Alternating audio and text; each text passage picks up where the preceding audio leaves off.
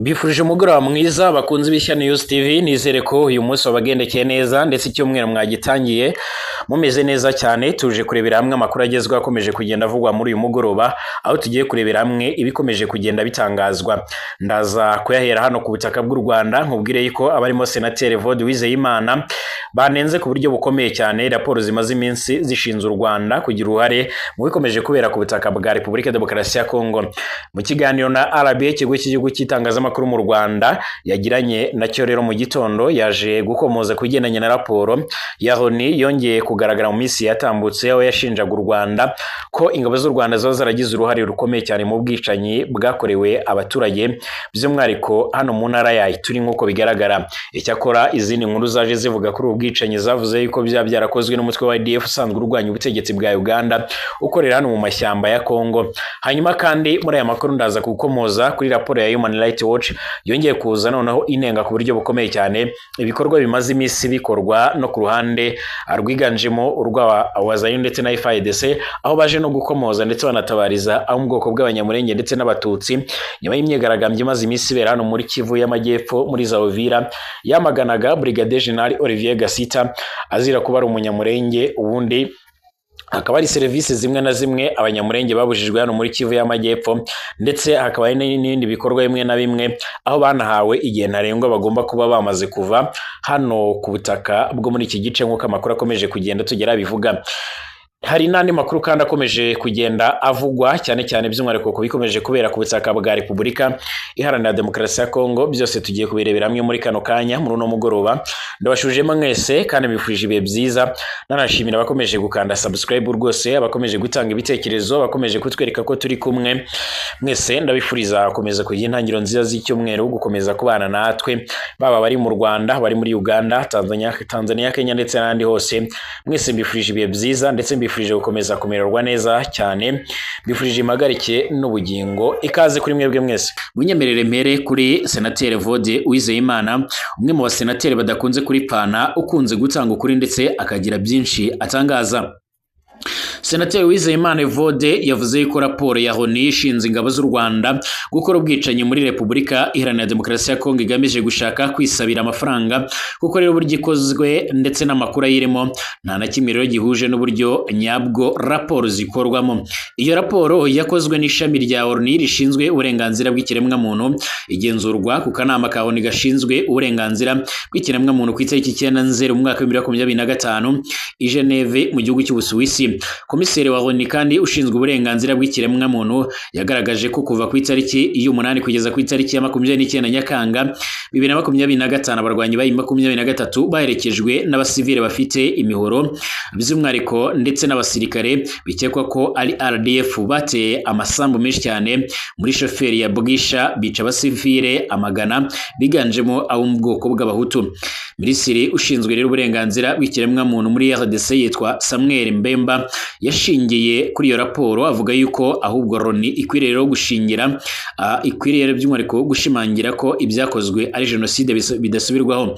Mu kiganiro na RBA, Senateri Uwizeyimana Evode yanenze iyo raporo mu buryo bweruye ya Loni, maze avuga yuko abantu bajijutse rero ku rwego rwa Loni batakabaye bagendera mu makuru rero batagezeho cyangwa se batigeze bagenzura neza, barangiza rero bakayatangaza nk'impuguke kandi ari ibintu batigeze bagenzura. Ngaruke kuri izi raporo kandi nanjye ubwanye nayicishijemo amaso. Ni raporo bavugaga yuko ari amakuru bahawe n'abantu kuri telefone, ubundi bagakoresha za satellite ndetse n'ibindi bigiye bitandukanye, ubundi bakanavuga ko ari amakuru bahawe na bamwe bo ku ruhande rwa leta ya Kongo. Yagize ati uburyo rero bakoresheje mu kubona amakuru bugaragaza by'umwihariko ko raporo idakozwe mu buryo bwa siyanse. Ntabwo waba rero uri impuguke ngo uvuge ngo umuntu yaguhaye amakuru kuri email utazi niba rero yarabihimbye ibyo bintu. Abayikoze bari i Kampala ngo bakajya banyarukirayo nk'uko bigaragara. Yakomeje kandi anagaragaza ko iyi raporo idatandukanye by'umwihariko nuko iyiswe Mapinga raporo, ashimangira ko kandi hari bamwe mu bayandikaga bibereye mu gihugu cy'Ububirigi bakayandikamo kandi ibintu babwiwe, avuga yuko kandi ahubwo igamije kwishakira amafaranga gusa. Ati ntabwo ari raporo igendeye kuri siyanse, oya, ntabwo ari raporo twakwizera, ni raporo ubona igamije gusaba amafaranga gusa. Nyuma yayo kandi basabye ko rero habaho komisiyo komisiyo yigenga ijya gukora iperereza ryimbitse basaba n'amafaranga. Iyo komisiyo rero bayishakira ubushobozi. Inararibonye kandi muri politike y'akarere yitwa Maître Gasominari Jean Baptiste nawe kandi yanenze iyo raporo mu buryo bweruye. Iyo raporo by'umwihariko Repubulika ya Demokarasi ya Kongo yashingiyeho isaba Loni gushimangira ko ari jenoside iri gukorerwa abahutu.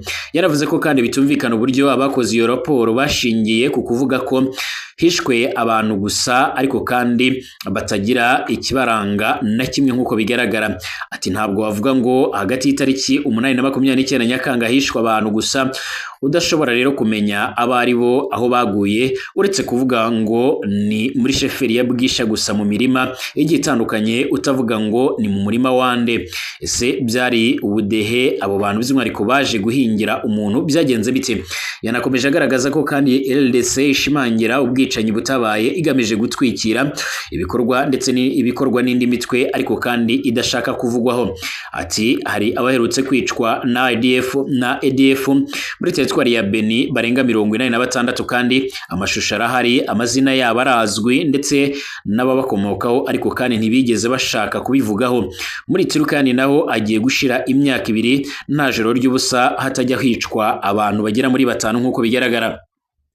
Leta ya Kongo kandi yakabaye ijya muri kariya kanama ka Honi ikagaragaza ko kandi abantu bari gutikira buri munsi, ahubwo kandi ikakubufasha. Nibyo rero yakabaye ikora aho kugira ngo ibashe kugenda ijya guhimba ibintu bitari byo. Senateri Evode Uwizeyimana kandi inshuro nyinshi yumvikanye anenga imikorere ndetse n'imyandikire iyi raporo ya Honi ikunze kuza yibasira u Rwanda. Ariko kandi muri aka kanya munyemerere nkomoze kuri iyi raporo ya Human Rights Watch noneho yaje kuza igira ibyo uvuga ku ruhande rw'ingabo za leta ya Kongo ndetse n'ibindi bikomeje kugenda bigaragara nk'uko amakuru akomeje kugenda by'umwihariko atugera bivuga. Ni raporo yongeye kugaragaza inashimangira inerekana uburyo rero ku ruhande rwa leta ya Kongo bakomeje gukora ibikorwa bishobora guhungabanya umutekano w'abaturage, ndetse hari n'abaturage biganjemo ubwoko bw'abatutsi bakomeje kubangamirwa. Kwikubitiro imvugo z'urwango z'urwango uburyo bamwe bahawe igihe ntarengwa cyo kuba bagituye cyangwa se bakibarizwa muri iki gice cyo muri Uvira, ndetse n'ibindi bigendanye n'irondabwoko rikomeje kugenda rivuza ubuhuha nk'uko amakuru akomeje kugenda tugera bivuga. Ni ibintu kugeza amagingo aya ngaya bikomeje kugenda by'umwihariko bikomeje kugenda bifata indi ntera ku buryo n'abatari bakeya bakomeza gushimangira ndetse bakanagaragaza neza yuko iyi ntambara ikomeje kugenda ikomera ishobora kuzatuma ibintu birushaho kuzamba. Ni raporo yumvikanye ivuga yuko kandi hari ubwicanyi bukomeje kugenda buba, ndetse hari n'ubwicanyi bwabaye mu minsi ishize ubwo habaga imyigaragambyo mu mujyi wa Uvira igendanye no kwamagana Brigadier General Olivier Gasita.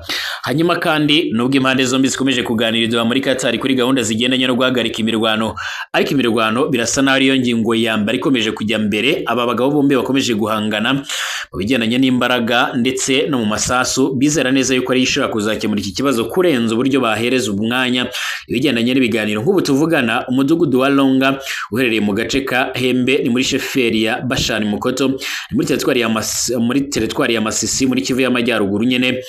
Ni igice cyamajwe gufatwa nk'uko bikomeje kugenda bigaragara ku nshuro ya mbere n'abarwanyi bayi 23 nyuma y'imirwano ikaze yabahuje na Wazalendo ndetse na FARDC, by'umwihariko umunsi wose wo ku cyumweru hari ku itariki ya 14 ubwo ni ku munsi w'ejo Nzeri 2025.